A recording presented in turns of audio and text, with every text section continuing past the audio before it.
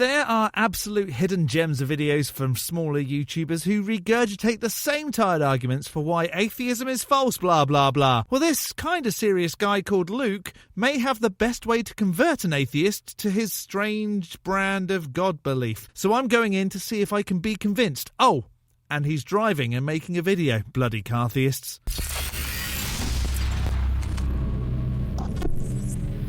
Hello, I'm the Skeptic, the British floating circle that watches people make extraordinary claims, then I explain why I don't accept what they're saying. Luke spends a lot of time in his car, talking about things that are on his mind, and I guess not holding the camera whilst driving is marginally better than holding it. But come on, if you're going to talk about how to convert atheists, surely you need to concentrate on what you're saying, rather than putting your life and others in danger.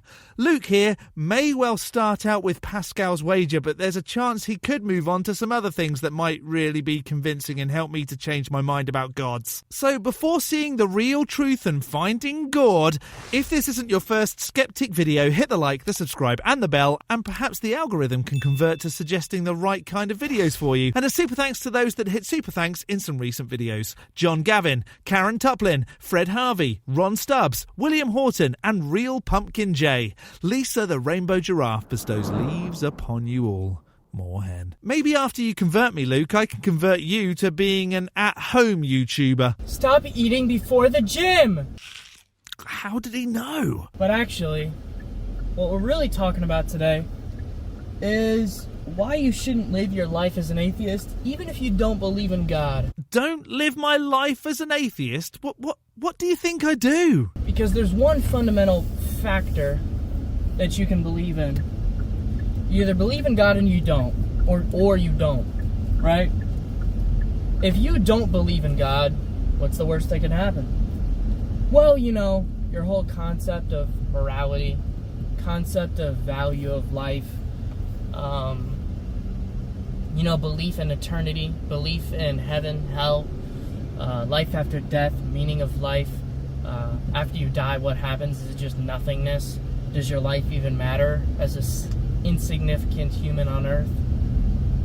All of those things come to play if you don't believe in God. Well, that was a lot to throw out at one time. Okay, here goes. Morality. I don't get my morals from a being that thinks it's okay to throw babies at rocks and beat slaves as long as they don't die. Yawn. Value of life. Why don't you think I value my life without a god? I value it more than a god does. I don't make people worship anything. Eternity. I do not want to live for eternity. After 40 years, I'm tired. I could maybe do this for that same amount again. Heaven, hell, whatever, haven't been demonstrated to be real, and there are some religions and beliefs that don't have that concept anyway. Life after death, I subscribe to there being death after life, not the other way around. Meaning, and does life matter? Well, it matters to me. So, we have to wonder, you know, why believe? What a pretty necklace, girlfriend. And it's because we hope. I hope that God exists, because if he doesn't, all of the good that you do in your life, I mean, it has value, don't get me wrong. Nice save. You almost sounded like an idiot that only does things to make an invisible sky fairy happy. But it doesn't necessarily hold up to eternity. And it doesn't necessarily, like, you know, it's like, it doesn't give enough life meaning. Oh, so close. Being a good person doesn't give life meaning? You're about to say something really silly about metaphorically giving God a New Year BJ, right? If I tell you that if you go out and buy a hamburger today, you're gonna kill 1,000 cows. But if you choose to at least not eat the hamburger today, you've saved 1,000 cows from dying. Slaughter. Wait, how many cows does it take to make a burger? Oh, and I gave up beef 6 years ago. And I can tell you all the reasons for that, but at the end of the day, that's the truth, right? No? Now, you could say that. We could go over that together. You can understand that. But if you still eat 1,000 or one burger, you kill 1,000 cows. You know, do you really have any ramifications? No, maybe a little bit of guilt, whatever. But if I tell you that you're going to go to hell if you eat a burger today, because today is Ash Wednesday or whatever, I don't know. Whatever day you're not supposed to eat meat, Good Friday or something. Really living well as a believer there, understanding all the silly points about your belief. Good job. Yeah. If it's Good Friday and you eat meat, if you eat a burger on Good Friday, you're going to hell. Now, life has meaning. But it doesn't, because hell hasn't been demonstrated to be real, even if the rest was true. It sounds like you're trying to bully folks into accepting something with a threat. Now, things that you do matter, right? You mean eternity of damnation? Whoa. So it makes people question themselves, and it's good, because people need a conscience. For our society to function, we need a value system that is universal. Like something that goes beyond law. That only affects you if all the dumb belief stuff was real, you know, after you die. People break laws all the time. You go speed down the street and put other people in danger, but at the end of the day, you're just speeding a little bit, right? Or recording whilst driving. If you go 10 miles over the speed limit, yeah, you're an idiot, but whatever, right? Hang on.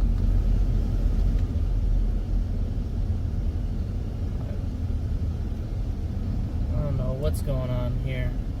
Talks about being an idiot and speeding, proceeds to fix car whilst driving. My stuff is broken on my brand new car.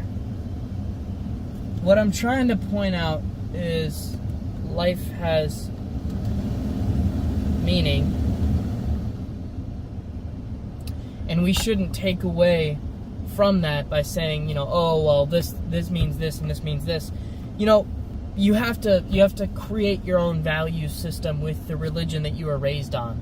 No, you don't. You can draw from thousands of years of our ancestors realizing working together yielded better results. Duh. So, if I was raised Christian, I believe in Christianity, I continue to believe in Christianity, we're on to something here. Does that mean that all of the other religions that believe different things because that's how they were raised are right? Luke, you're so close to thinking critically. You're raised by another religion, or maybe you're raised atheist, but maybe you believe in a little bit of Christian values, and maybe you choose Christianity, or maybe you trust the U.S. American law in Florida because you grew up in Florida. Whatever. Everyone has different laws, moralities, and policies, almost. Do they? Where are you plucking that from? What if all religions borrowed their laws from what the early humans realized was beneficial for the species?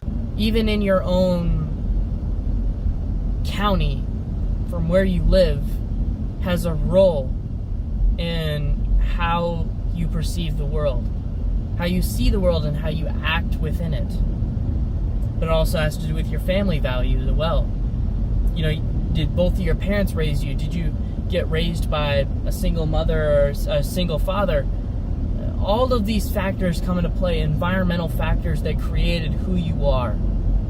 And then from there, it's your choice to be better than your environment or worse. Or stay the same and stagnate. Maybe start eating before the gym but lay off certain substances, because what you're talking about has nothing to do with atheism, nor does it convert me from atheism. Luke, I may not be your father, but get to the point. Everyone's goal is to make their kids better than who they were. My goal is to keep my kids alive and try and make sure they understand basic empathy and leave the world a better place for them. Now, there's different options that we have with that. There's different possibilities. But at the end of the day, if you believe in God, and you believe in heaven and hell at the most basic level, nothing else fancy, just keep it simple. Let's keep it basic for everyone. No thoughts on communion or how we're supposed to do it. No, let's not get into specifics. I'm talking about straight up, God is real. He's one God. We've got a lot of different religions that explain how he is, who he is, how many gods there is, but let's just say that there is one absolute God. And there's heaven and there's hell. Or however you want to explain it, but at the end of the day, there are two ways to go. And I think part of that is to dictate our behavior. I mean, if they were the only two options, I'd pick hell for real. A being that would send you to a place it deems bad for not loving it in the first place isn't something I would want to live in a cloudland with for the rest of time. And on a basic level, if hell has Satan in it, it's hardly going to punish me for not loving a god. Satan would surely punish those that don't want to be in hell, but want to be with Skybeard the Wizard of the Clouds, right? You want some way of telling someone that this is bad, this is good, this is what you need to do. That's it. You can't be a very decent person if it takes belief in heaven and hell to do decent things. I try and do decent things whenever I'm not exhausted from carrying around all this awesome all the time, and I don't think I'll be rewarded after my body rots away. Right? Based on morality alone. And that's pretty self-explanatory. You're going to hell if you do this. Okay, don't do that. It's almost like a law that's been burned into your DNA. But how do we know? Because in the rest of the animal kingdom, in the rest of the hierarchy of the chain, you have everyone saying, okay, so, you know, the lion kills this gazelle, the gazelle eats this grass takes over the land and kills all the little weeds and stuff. You know, there's a hierarchy to everything, plants, animals alone. I hate to ruin this for you, Lucas, but grass is technically a weed. Actually, anything unwanted is a weed. But who are we to categorise plants into positive and negative? They too just want to survive. And then humans come in and say, hey guys, we're still going to hunt them, but we're going to give them a humane treatment. We're not going to hunt them. We're actually just going to, like, I don't know, tame them and then slaughter them. And then we'll tame these wolves over here. That's pretty cool. And, hey guys, we probably shouldn't kill each other. Yeah, I'm feeling like that too, bud. Get on with the point. I mean, even though it's advantageous for everyone if we kill off the bad ones and then keep the good ones, and if anyone stands in our way when we're trying to procreate with someone else, we should just kill them too. I mean, people still do that, but at the end of the day, they get punished for it. Without a god too, negating pretty much everything you've already rambled on about. So, we kind of have created our own rules, our own morality that goes above above animal nature. Why don't animals get punished for doing things? Right? If you try to kill me, I kill you. Okay, that right there is self-defense at the most basic level, right? Animals do that. You try to kill me, I try to kill you. I need food, you look tasty, I'm gonna run and kill you. You look like you're running after me, I'm gonna run, gazelle, right? But humans, we're so much more complex, which means that there's so many more things that we have to rationalize first. And we're creating our own morality. And that's why if you put anyone, I bet from 100 years ago, in place today, you'd be like, damn, this guy's racist, this guy's sexist, this guy's whatever. And you'd probably be right. How could you know that? It would depend on what the person was taught, surely. But instead of speaking in hypotheticals, can you just get to how to convert an atheist, please? So who knows 100 years from now what's acceptable? And this doesn't have to do with being politically correct or anything like that. What I'm trying to say is that it's just our morality adapts over time, right? Our language is going to get more select. Right now, we are split between a lot of languages. But one thing we do have for us is the ability to learn any language we want at any time. What are you on about? YouTube, Google Translate, tons of tutors online. Whatever language you want to learn in whatever region you want to learn, you can learn that. You can learn another language. You can learn 4 different languages if you want. Go for it, right? So I think over the course of time, we're going to see languages start to merge into one. I'm not saying everyone's coming to English, but we are headed that way already. If you speak English and you go anywhere, us tourists, we got English quite a bit around the world. And partially that's because of the Brits. The British people, Europeans definitely spread their language and culture around the world. and everyone's kind of stuck with it at this point. Yeah, I hate them. Colonizing b****s.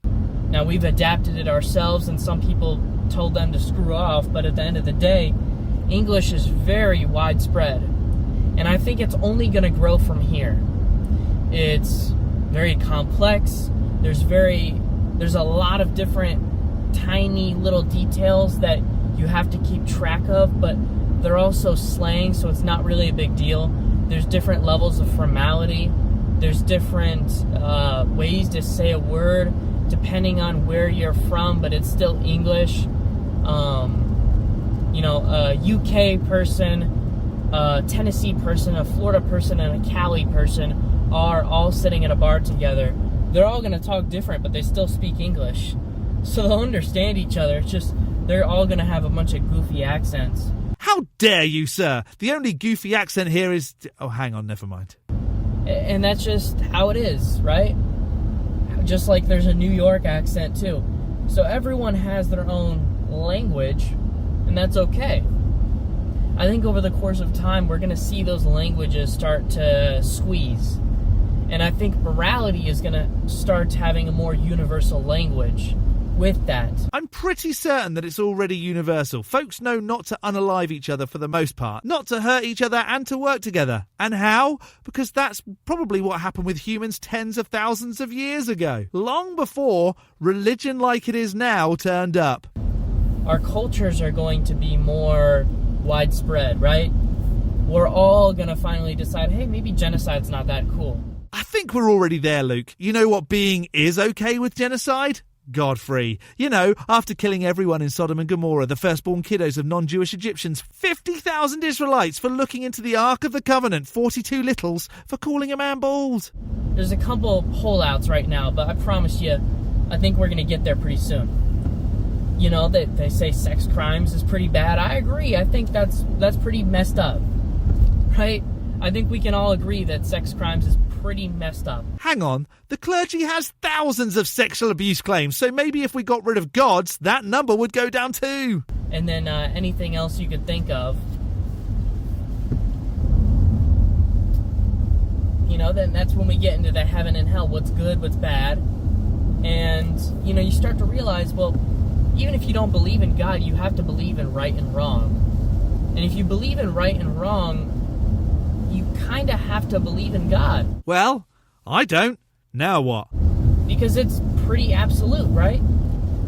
Like, yeah, there's some gray area in there, but at the end of the day, you know there's some things that are definitely not good.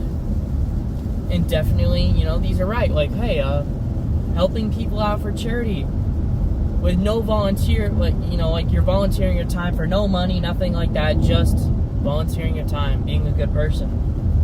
That really matters, you know, that really changes things. And doesn't in any way demonstrate the existence of a wizard that wants you to worship it. However, what are we trying to get at here? How to convert atheists. What I'm trying to say is... Oh, hang on. We've got a lot of different options with this. A lot of different ways this can go. I think that the English language, like I said, is going to grow.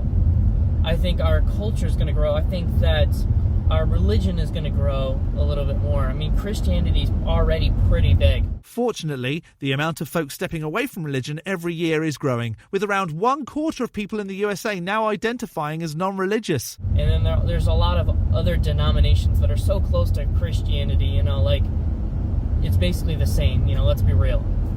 So, you know, there's that too. And then, trying to think.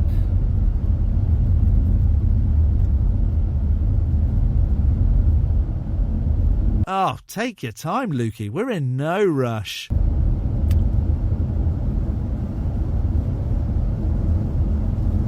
Seriously, Luke, any minute now. Is there going to be some kind of moment where you convert all the atheists? Anyways, it was a great day at work.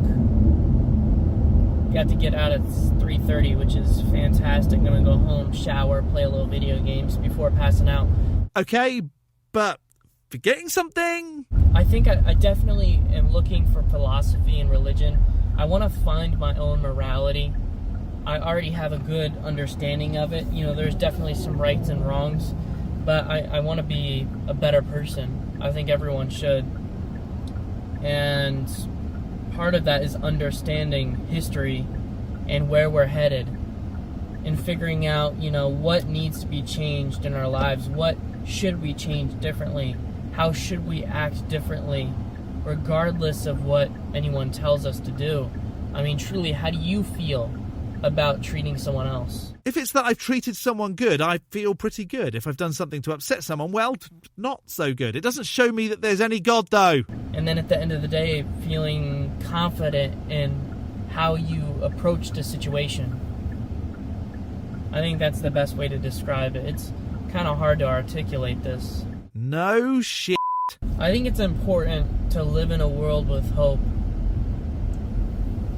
Basically, I would say God is hope embodied in a person. It's basically saying, hey, all of the terrible people in the world, don't worry. If karma didn't get them in this life, the next life will get them for eternity. What a terrible way to look at it. When was karma, not even a Christian concept but rather a Hindu and Buddhist mentality, ever part of the equation? We have laws here, Luke. Now, do something bad, pay the price and work it out. For all the good that you did in this life, it wasn't enough. You may have died early at the age of 30 in a car wreck where a drunk driver hit you, but you're going to heaven because you did volunteer work every weekend. Without question, even when you were sick, you were helping out. But you once ate shellfish and got a tattoo, so actually you're screwed. That's the kind of thing that people want to hope for. Hope for value in life. Hope that in the end, everything works out. Everyone gets their fill. The good people get good for eternity, and the bad people get bad for eternity. It's peaceful. It's something that everyone wants. Every time a baby dies, or a dog dies, or someone innocent, a kid even, a child, a pregnant woman, every time anyone dies, we hope that they go to heaven. Wait, dogs go there too now? That changes everything. I might suddenly start believing now. And we hope we'll be reunited with them in the future. The scary part of that is to say, well, what if I didn't believe that in that? What if I didn't believe in God? What if I didn't believe in any of that? That's a scary world to live in. And a friend of mine, he explained this to me one day, and I brushed him off. And I shouldn't have. I should have really listened to him. Because while he didn't say it to me in the right context, I look back on it now, and it makes more sense. Do you want to live in a world of hope? Or in a world of despair where you have to find your own way? I want to live in a world where people don't believe in fairy tales and that don't use supernatural belief to justify being shitty people. Please! You'll be blind to everything. You'll live in darkness. You'll have no light at the end of the tunnel. No concept of, people getting punishment in hell. No one getting damnation. No wonder, I bet a lot of atheists, a lot of people that don't believe in God end up, becoming serial killers or going around being a vigilante. It feels like you have to take morality and judgment into your own hands. Kill people who are unfaithful to society. Bring up those who are good. Clearly this guy's never met an atheist. Just a normal person, dude. I just don't believe in sky fairies. And with around 50% of the country I'm from not believing either, that would be a lot of serial killers and vigilantes. Or maybe think before saying things out loud. The problem is if you try to bring judgment into your own hands, you'll have to be judged yourself. Which is why it doesn't happen a lot more, because law, based on the actions of our ancestors from thousands and thousands of years ago. Because there is no morality behind that. That's why judges have jury. Not one person, man or woman, can have that much control over a person's life. Live or suffer.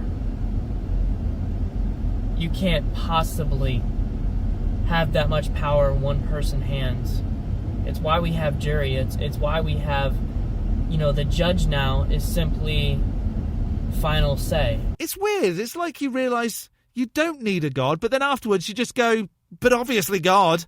The consensus of many determines one's fate. The only judge that we can truly put our trust in is the one above. Anyways, that's how I feel right now. I'll catch you next time when we talk a little bit more about that. Have a good one. I'll see ya.